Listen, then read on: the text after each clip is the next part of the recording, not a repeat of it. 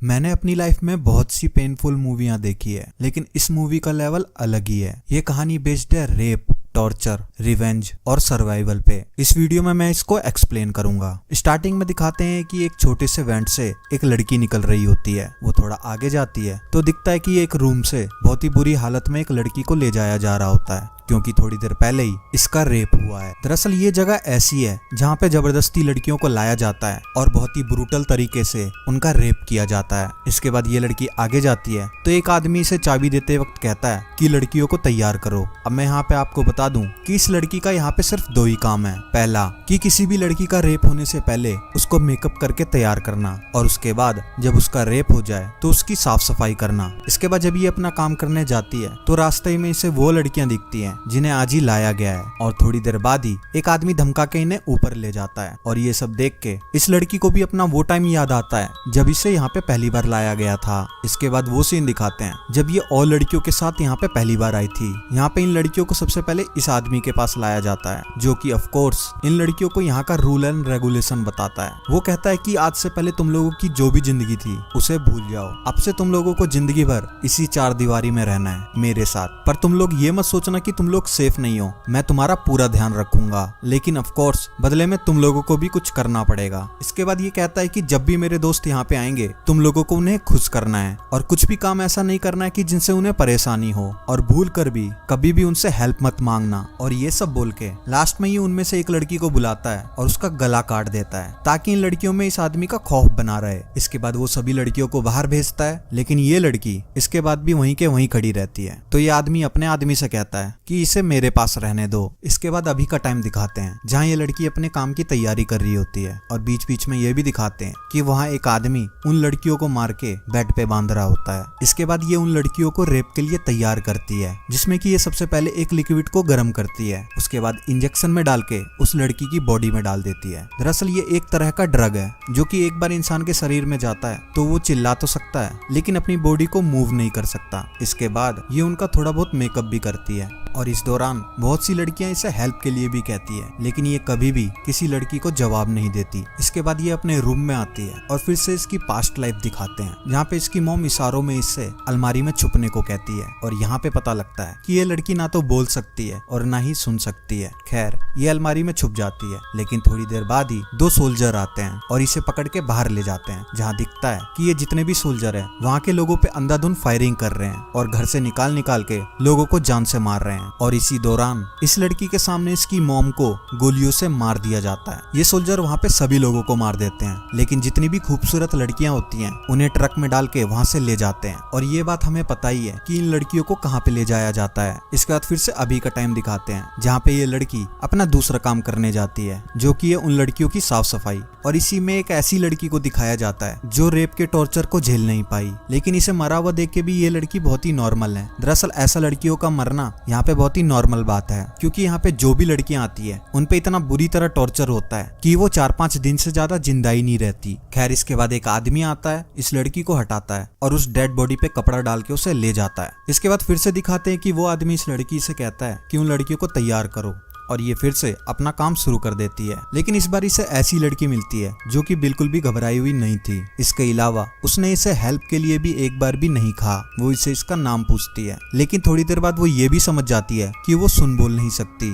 और जब ये उस लड़की को ड्रग्स और मेकअप करके जा रही होती है तो ये साइन लैंग्वेज में उसे बाय बोलती है, और ये चीज देख के इस लड़की को अपनी बहन की याद आ जाती है। इसके बाद फिर से इसका पास्ट दिखाया जाता है, जहाँ पे वो आदमी जो इसे अपने साथ बाद में रूम में ले आता है उसे अपना नाम विक्टर बताता है, और इससे भी उसका नाम पूछता है। और जब ये कुछ नहीं बोलती तो इसके गले में एक एंजल का लॉकेट देख के इसका नाम एंजल रख देता है, और उसके बाद से ही वो इसे एंजल करके बुलाता है। अब यहाँ पे विक्टर को एंजल थोड़ी बहुत पसंद आ जाती है, इसलिए वो कहता है कि मैं तुम्हारा ख्याल रखूंगा, बदले में तुम भी मेरा ख्याल रखना। और इसके बाद वो कहता है कि जो काम मैं तुम्हें बताऊंगा वो तुम्हें करना पड़ेगा। यहाँ पे जो भी लड़कियां आएंगी उन्हें तुम्हें तैयार करना पड़ेगा, और कैसे करना है ये मैं तुम्हें बताऊंगा। इसके बाद दिखाते हैं कि विक्टर एंजल को पूरी चीज सिखाता है कि लड़कियों को कैसे कैसे तैयार करना है और जब उनका रेप हो जाए तो उनकी कैसे साफ सफाई करनी है। दरअसल यहाँ पे विक्टर इसे यूज कर रहा है ताकि ये इसका काम कर सके, और दूसरी चीज ये बोल और सुन नहीं सकती, इसलिए कभी भी अगर बाई चांस कोई इससे मदद मांगेगा तो ये चाह के भी नहीं कर पाएगी। ओवरऑल विक्टर इसे अपने फायदे के लिए यूज करता है। इसके बाद दिखाते हैं कि ये लड़की जब साफ सफाई करने उसी लड़की के पास जाती है तो इस बार ये यहाँ पे रो रही हो। इस लड़की का नाम वान्या है। एंजल यहाँ पे वान्या से पूछती है कि तुमने साइन लैंग्वेज कहाँ से सीखी। इस पे वान्या बताती है कि उसके पापा को भी सुनाई नहीं देता था।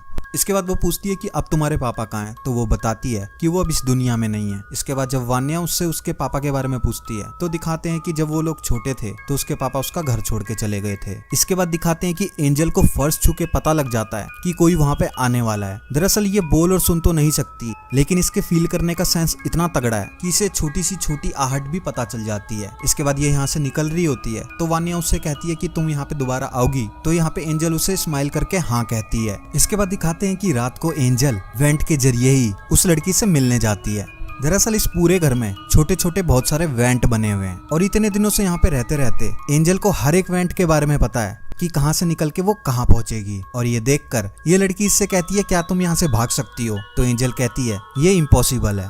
और इसी बीच वान्या एंजल से उसके लॉकेट के बारे में भी पूछती है। तो फिर से फ्लैशबैक का सीन दिखाते हैं कि ये लॉकेट एंजल को उसकी मॉम ने दिया था और कहा था कि ये लॉकेट तुम्हें हमेशा प्रोटेक्ट करेगा। इसके बाद इन दोनों में थोड़ी बहुत बातचीत हो ही रही होती है कि फिर से एंजल को आहट आती है और वो वहाँ से भाग जाती है। इसके बाद अगले दिन फिर से एंजल उसको ड्रग देती है क्योंकि फिर से कोई आदमी आके इसका रेप करेगा। इसके बाद जब एंजल अपने रूम में होती है तो वो वान्या को देखने के लिए अपने वेंट का यूज करके फिर से उसके रूम वाले वेंट की तरफ पहुंचती है और देखती है कि वो आदमी उसका रेप तो कर ही रहा है, साथ ही साथ उसको बुरी तरह पीट भी रहा है। और इसके बाद जब ये सब खत्म हो जाता है तो एंजल उससे मिलने जाती है तो देखती है उसकी हालत बहुत ही ज्यादा क्रिटिकल है और तभी वहाँ पे विक्टर भी पहुंच जाता है। वैसे तो विक्टर बहुत ही एक हरामी इंसान है, लेकिन एंजल को देख के उसकी थोड़ी बहुत मरी हुई अच्छाई भी जाग जाती है, इसलिए वो वहाँ पे एक डॉक्टर को बुलाता है। डॉक्टर आके वान्या से कहता है कि ज्यादा घबराने की बात नहीं है, तुम बहुत ही जल्द ठीक हो जाओगी। लेकिन वहीं वो विक्टर से कहता है कि उसका इंटरनल ऑर्गन डैमेज हो गया है और अब वो ये सब चीजें और ज्यादा नहीं कर सकती। लेकिन इस पे विक्टर उस डॉक्टर को ही सुना देता है। वो कहता है कि तुम अपने पैसे लो और यहाँ से निकलो, मुझे क्या करना है ये मुझे समझाने की जरूरत नहीं है। यहाँ पे विक्टर एंजल को भेज देता है कि ये ठीक हो जाएगी, तुम अपना काम करो, और एंजल यहाँ से चली जाती है। लेकिन थोड़ी देर बाद ही वो फिर से वेंट को यूज करके वान्या के पास आती है। इसके बाद एंजल उसके साथ वहाँ पे थोड़ी देर सो जाती है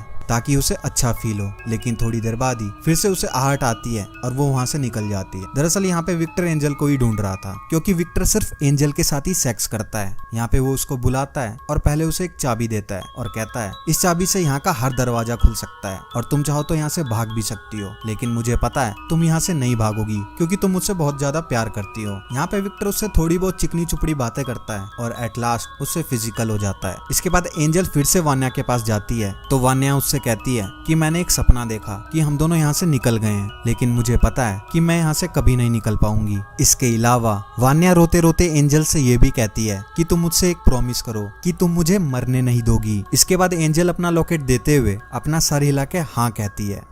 लेकिन थोड़ी देर बाद ही विक्टर यहाँ पे आता है और कहता है कि इसे तैयार करो, लेकिन इस बार एंजल उसको ये ड्रग नहीं देती और वहाँ से दूसरी लड़कियों को तैयार करने निकल जाती है। इसके बाद गाड़ी से उतरते हुए एक आदमी को दिखाते हैं, इसका नाम है गोरन और ये वही आदमी है जिसने एंजल की मॉम को गोलियों से मार दिया था। और जब यहाँ पे एंजल इसे देखती है तो इसे फिर से वही सब सीन याद आ जाता है और गोरन को देख के उसका खून भी खौलता है। और यहाँ पे गोरन भी एंजल को देख के पहचान जाता है क्योंकि इतनी सारी लाई हुई लड़कियों में वही ऐसी लड़की थी जो कि डेफ थी। यहाँ पे गोरन के साथ उसके कुछ सोल्जर भी आए हुए थे और इसके बाद गोरन अपने आदमियों से कहता है कि जाके मजे करो। इसके बाद दिखाते हैं कि इनमें से जो सबसे भयानक आदमी था वो वान्या के रूम में जाता है। वो सबसे पहले गेट को लॉक करता है, एक लकड़ी से उस गेट को ब्लॉक करता है और कपड़े उतार के वान्या का बुरी तरह रेप करता है। एंजल को वान्या की बहुत ही ज्यादा फिक्र थी और फिर से जब वो वेंट के थ्रू वान्या को देखने आती है तो देखती है कि वो आदमी उसका रेप तो कर ही रहा है, साथ ही साथ उसको मुक्कों से भी मार रहा है। शुरू में तो एंजल थोड़ी देर के लिए देखती है, लेकिन उसके बाद जब उसके सब्र का बांध टूट जाता है तो वहां से निकल के वो चुपचाप अंदर आती है और एक चाकू से उस आदमी पे हमला कर देती है और उस पे इतने वार करती है कि वो वहीं मर जाता है। लेकिन साथ ही उस आदमी की टॉर्चर की वजह से वान्या भी मर जाती है। और ये सब शोर शराबा सुन के बाहर से बाकी के सोल्जर आते हैं, लेकिन उनके अंदर आने से पहले ही वान्या वहां से निकल जाती है। और जब गोरन वहां पे आता है तो वो पूछता है ये किसने किया। अब किसी को कुछ जवाब तो पता नहीं होता, लेकिन इतने में ही उसे एंजल की चलने की आवाज आती है।